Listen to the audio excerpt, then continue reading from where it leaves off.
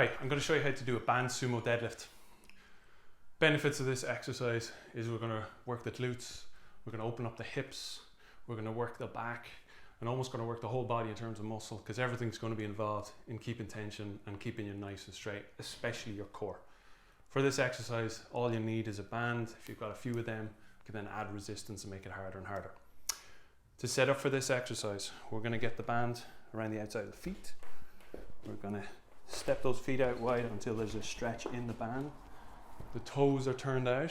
We're going to start tall at the top. We're going to soften our knees. We're going to start to hinge over at the hips, grabbing the band with both your hands. From here, keeping the arms straight at all times, we're going to stand up by squeezing the glute and straightening the legs. Squeezing the glute hard at the top, hinging over at the hips, pushing the knees a little if we need to get that bit lower. Back up from a different angle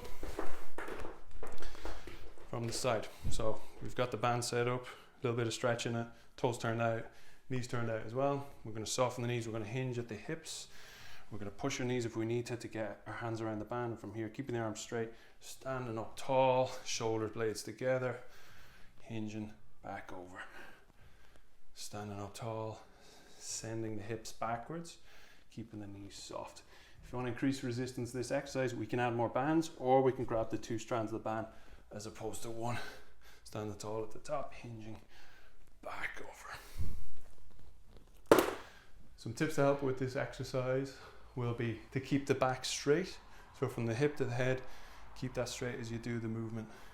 Another tip for this is just keeping your eye on the ground about a meter or two in front, which is going to keep your posture nice and straight.